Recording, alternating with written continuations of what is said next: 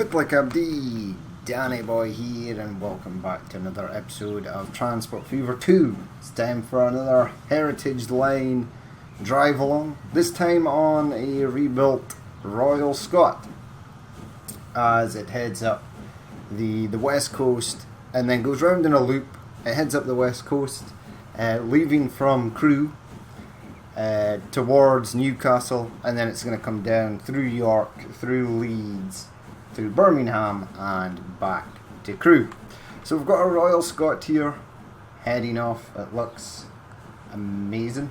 We've got some West Coast Railways wagons, BR Mark 1s, and we've got the brake van at the back. But this is a really nice model. Now it should pass through Wigan and Preston, head up towards Carlisle, and then it should cut round and head over to Newcastle. Very nice. So awesome looking model this. Let's go up a bit on the sort of drone cam. We can ride on board for a while as well. We could probably get a cab ride along as well. So it's heading through all this gitanery, all this sort of modern stuff. And there's the tender there, looking good. Yeah, 90 miles per hour top speed of this train. Don't know if it will actually reach that. The smoke or steam is pretty wild passing over there. And then we should come to our first station, which is Wigan. But we're not going to stop there, we're just going to sort of cruise past. But the West Coast wagons there in the light actually match pretty much the same as the LMS colours of the train there, which is nice. So we aren't going to pass through here, there's nothing in the way, so that's nice. We should just cruise through basically unhindered. Let's jump off of this train for a while. Let's maybe jump on this one. Oh yeah, I forgot. The train is heading the other direction, so you can't actually. I thought it was going to put us in the cockpit view of here, but alas, it did not. So here we go, heading off around the west coast, heading up to Preston now. Just a short journey. Preston is literally right there. There does look to be another train, an Avanti West Coast train in front, which we will have to wait for. Can we get a nice view of the train rolling past? The problem is with this, once you sort of move away, it stops following the train there. Got the oil rigs in the distance. We'll jump on board for a while as we're going along. We'll get a look at the train. Very nice, very polluting, I will say. But yeah, that was when coal was the be all and end all of fuel. I suppose diesels are pretty polluting also. Obviously our electric trains nowadays are much cleaner. But yeah, this thing is awesome. Let's jump into the cab. Where are you going to stop? Probably. Can we even get into the cab? We can. And this one has some valves and stuff modelled. So we'll go into about there. We'll come forward a touch. Pop our head out here. And we're going to stop right in front of this, or right behind this Avanti West Coast. Now once this Avanti West Coast West Coast train takes off, this class 390, it should take off its speed, and then we'll sort of be veering off from this sort of West Coast main line and going on our own merry way through the valleys round to Newcastle. There we go. And there's something wrong with this class 9, is it a class 90? 92? There's something wrong with it. It's got this neon blue sort of glowing effect to it. It's like someone's put neon lights underneath it. You can sort of see it there, it's sort of purpley neon colour. It's got it in the cab as well, and it's got it on the roof. I'm not sure why that's happened. It only happens on the Transpennine model. Doesn't matter. Ooh, there's a lot of steam there. Hold your breath. See, it's got this neon glow. Obviously the rest of the train is extremely dirty, but here we are, heading off. I mean, this is probably why you would need someone to stand at this side and someone to stand at that side, because if you're heading round a right turn and you're at the offside, you are not going to see what is coming round. You'd have to stand here to see. But we've got some peaks rolling past as well. Oh, we're stopping. Why are we stopping? Does this train cut in front? No, it should. These two peaks should just cruise past on our left hand side with no issues.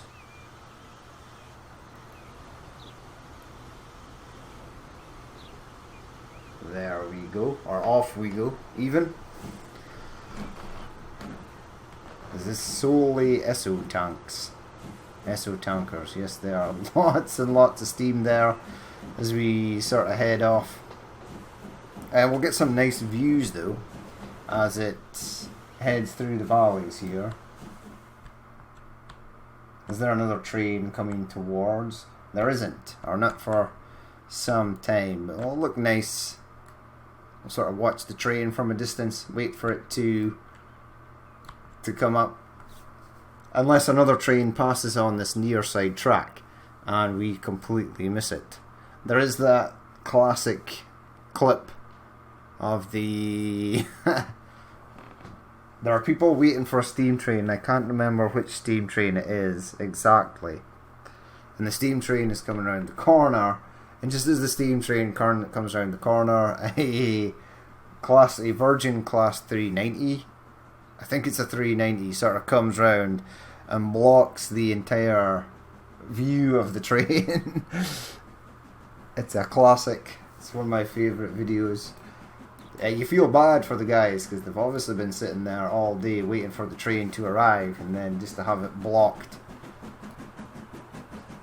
as a modern train that you probably see every day goes by.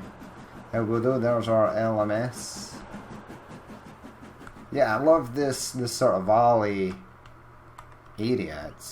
I'm really fond of this bridge. To start with, I thought it was maybe kind of stupid, but now I actually like it. Oops. There we go, we'll get a view of the train coming round. I wonder how fast it's actually going. We'll find out in just a second. Now it will be, there it is, it's branched off of the main line here, and now it's on its own little run, which is nice. And that catenary is in the way. But yeah, it looks, the steam trains look awesome. Heritage lines are a great idea. It just shows you something that's way different from the usual stuff that's sort of rolling around.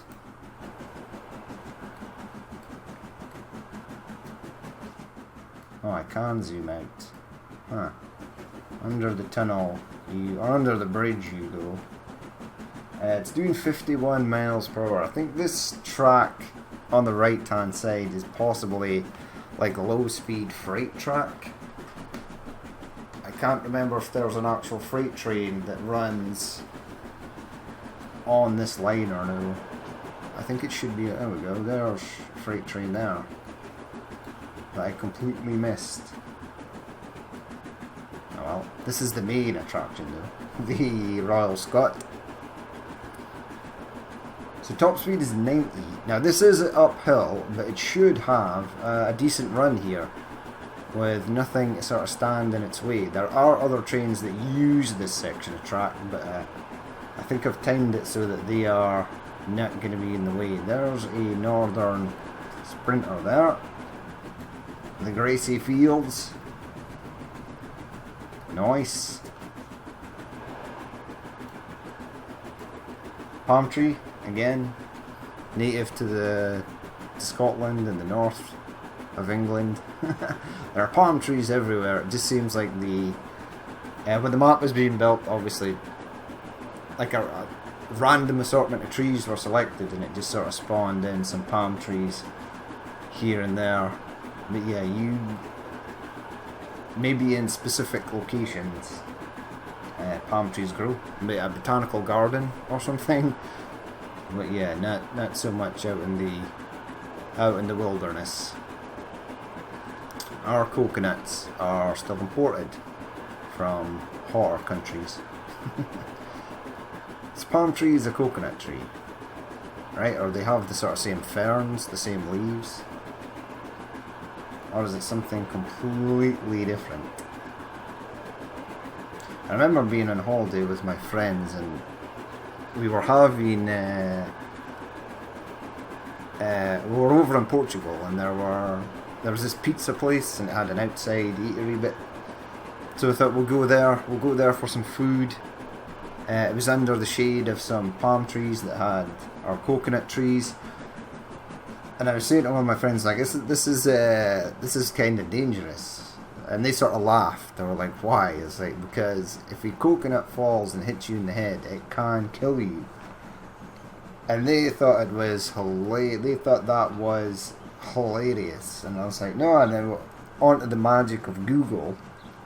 And it's like, coconuts kill more people every year than, like, sharks do. And they were like, oh, it's... They still didn't believe me, it was nonsense. And then, so a couple of days later, two of my friends decided to go back to that same pizza place. And the table they were sitting at was underneath a coconut tree. And not a full-size coconut, was a smaller one, fell off the tree and landed on the table just as they were about to start eating. And it landed and smashed one of the plates and left a huge dent on these, you know, these outside tables you get that are like sort of light steel or aluminium or something. It landed on there and left a dent on the table. Now when they came back and told us the story, we were like, they must be pulling my leg. But we went back past and they showed us the table. And yeah, the table had this huge dent in it, and the coconut was sort of lying at the side. The owner of the restaurant was very apologetic, and he moved their table and replaced their pizza that got annihilated by a coconut. But yeah, coconuts are dangerous, people. Beware. Right, we're going in the tunnel, of which I probably should have jumped on the train. The smoke is gone. Yeah, because we can't see it. There we go. There's a nice view heading through the tunnel. It's not at full steam. I didn't actually check to see what speed it actually got up to. It's too busy telling my weird coconut story. But here we go. We should be rolling into Newcastle imminently. And then heading down the sort of East Coast main line. And then turning to head back out west. I've just set this up as a loop, so it only goes one direction. And then we'll do a couple of other drive-bys on some other trains. I'm thinking about doing the EMR, the East Midlands Rail, from maybe somewhere like Norwich. The Norwich to Liverpool line. We'll create a steam train, a classic steam train, and ride on there. Maybe doing something London to Penzance, London King's Cross to Edinburgh maybe, or maybe rebuild a Flying Scotsman and do that as well. And maybe something like a Turbomotive or a Coronation class. The City of Truro train, I would like to bring that back. Because someone, I think Steve M4 modelled the City of Truro train, and I'd like to do that, run that like London to Penzance, because that is sort of out towards that direction. So I'll see if I can get hold of that. Again, the problem is I have removed all my steam train mods from this playthrough because we were only using diesels. The more mods you add, whether regardless of whether you're using them or no, will slow the game down, especially for loading times at the start. There we go, we're going to be passing this Voyager here. Surely it is going to let us go first. It is. Awesome. Old and new. Some large, very nice city buildings. There's a freight train in the background. Yeah, this is a nice view. Well, we'll go back on our cab view. It's not a long run down to York. Not by any means. There we go. Very nice. And then we have a look at our West Coast Railways. They're nice too.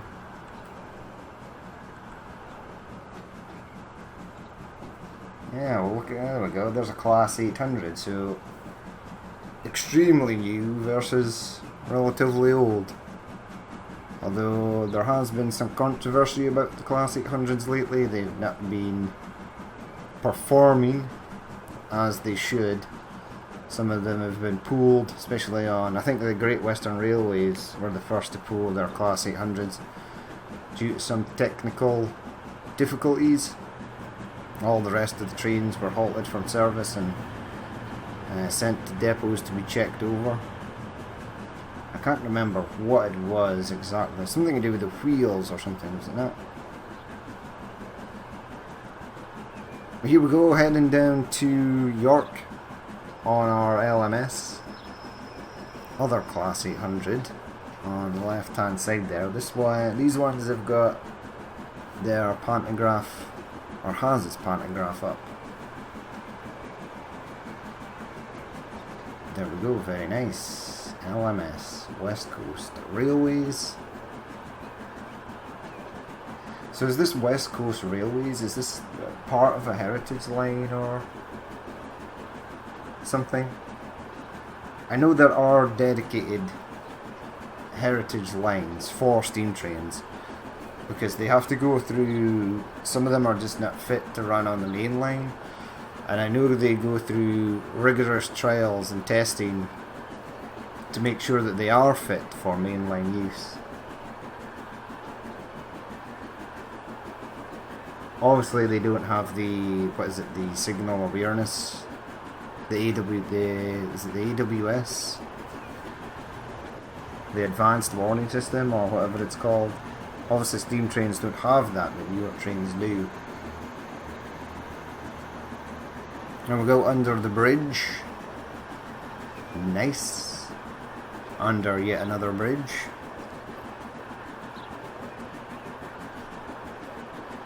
And then round and into York. Now I'm surprised we've gotten this far, because I was having some VRAM issues. This old 1080 Ti was starting to struggle. And I think it was fine while just playing the game on its own, but recording with OBS was was just taxing it slightly too much, and the game was crashing. But I seem to have gotten around it. All the NVIDIA drivers on it are up to date, but it is old now. Built in 2016, or at the end of 2016 that system was. It's had two different CPUs. It's had different two different AIOs as well, because when I got the 7700K, the all-in-one cooler I had could not keep the CPU cool at all. It was literally being fried, so it had to be upgraded. Larger radiator, 2 fans instead of the one. But yeah, apart from those, everything else in the system is as it was when it was built. Everything is still the same. I mean, when the new system is built, it'll just be Possibly demoted to rendering purposes, I would imagine. There we go, our class 256 ascent. Now let's jump on the drivers. The foot plate again. Your legs have sunk into the foot plate. This is nice. How tall are we? You're taller than me, so let's go up a touch. Stick our head out the window as we're going past. Nice.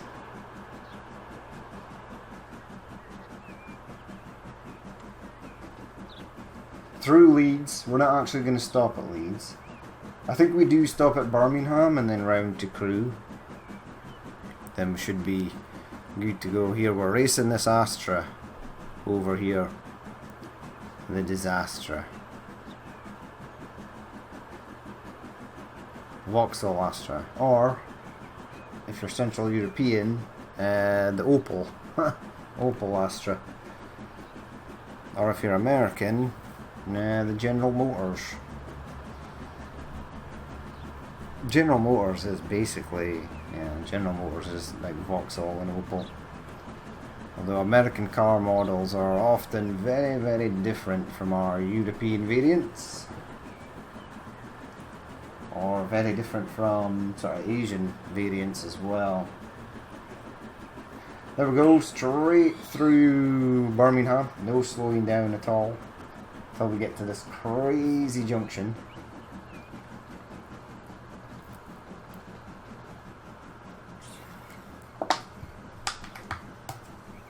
There we go. Round into the tunnel. Should see the rest of the train coming round behind us. Very nice. And then to Birmingham and beyond. There we go, other class 800 there. That's the NHS one. Key workers. We thank you. There we go.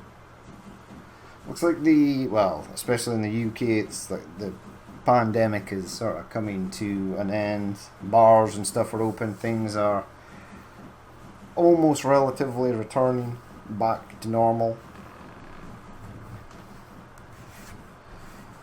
Obviously, for some, things will never be back to normal.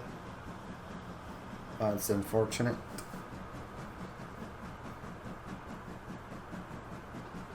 It's a real shame. But hopefully everything will be back on track soon.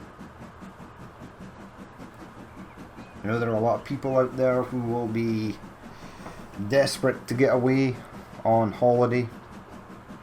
And I know it bothers my girlfriend greatly. She loves to get away because she's a nurse at the hospital, and that's just where she works permanently. For me, holidays were different because when I worked in the oil and gas industry, I literally worked all over the world, and you would always have sort of a day or a couple of days or maybe a week or so of spare time at the location you were at, so you could go and visit places and do like tourist stuff and not just work stuff all the time, which is great because it means you get to see everything. You can sort of say, hey, I've been there. So for her, holidays were essential, but for me it was like, oh my god.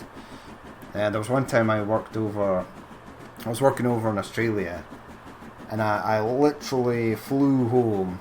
Took 2 days to get home.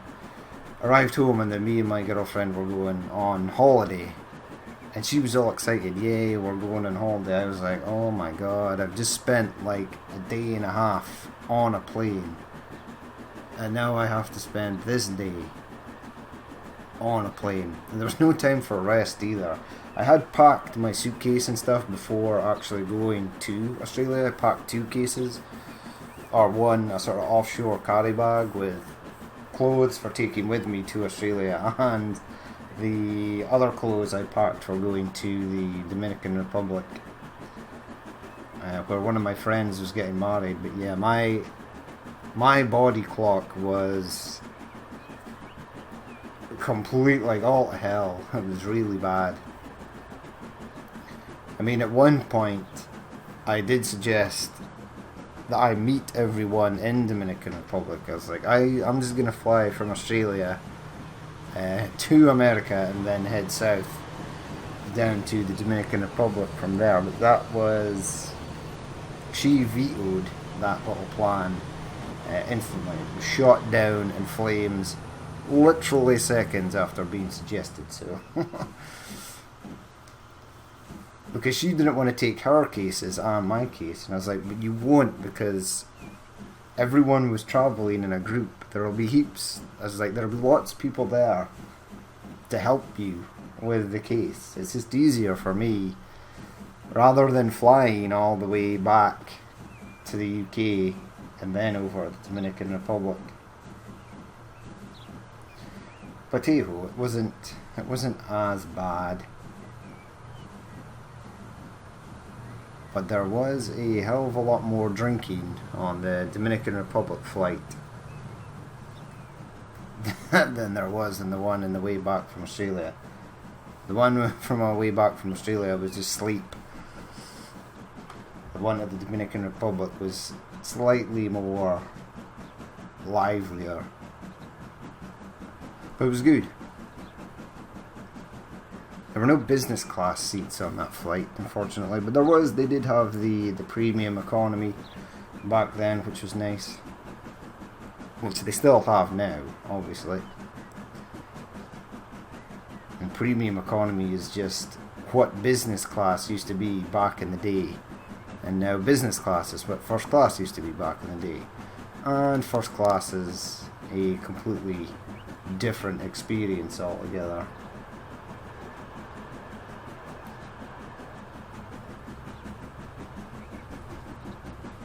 But here we are, arriving in Birmingham.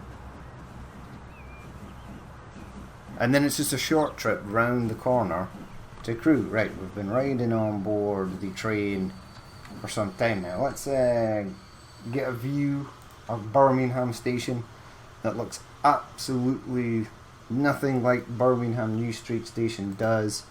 Or, what's the other one? Birmingham International? Is that the other station?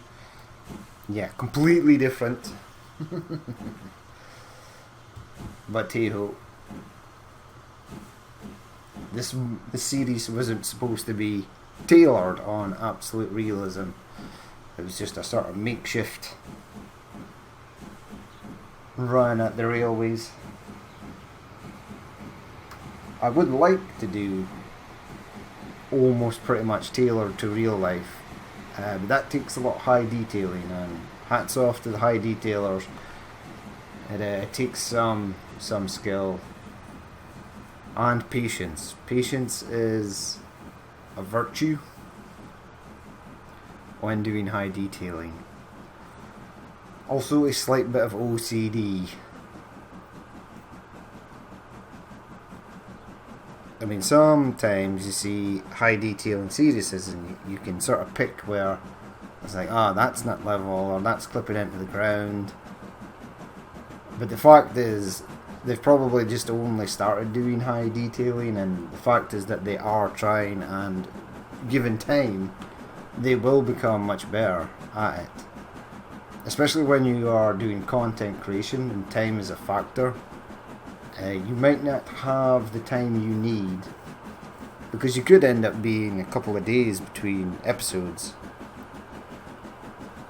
while you're trying to build out areas of a map to give it that photorealism look.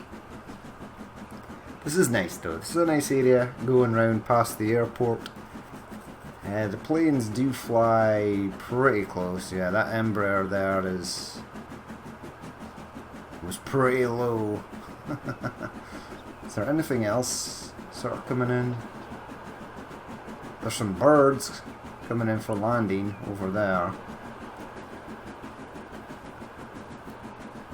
There we go. Manchester Airport. Not as busy as it should be.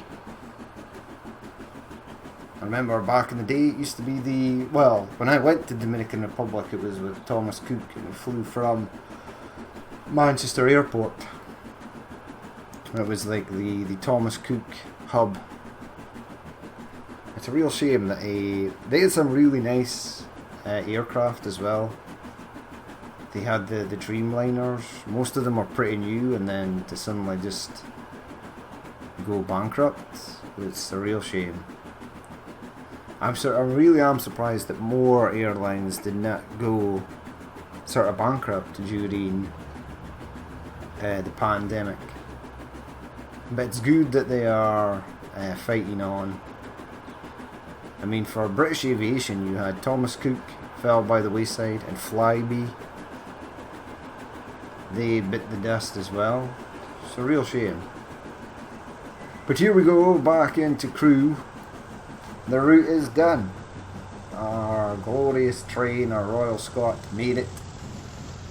Pretty much unimpeded. It only had to stop for one train. The Avanti West Coast train coming out of Preston. Apart from that, it was all good. Awesome. So I will leave it there for that episode. In the next episode we'll figure out another route for something else to take. A Flying Scotsman maybe. Something from the East Coast out to the West Coast. I'll maybe try and dig up the City of Truro train as well and get that rolling. But yeah, it's been a nice little ride along on our Royal Scot. Some nice scenery up the West Coast and then round back down through Newcastle and York. Yeah, it's been fun. I actually really like it. I really enjoy doing these, and I love seeing the old steam trains again. But we shall leave it there for that episode. As always, if you did watch this and you'd like to leave a like, comment or dislike, please feel free to do so. And if there's more you'd like to see in the future, then hit that subscribe button. I've been Danny Boy, this has been Transport Fever 2 on the UK map, and I will catch you later.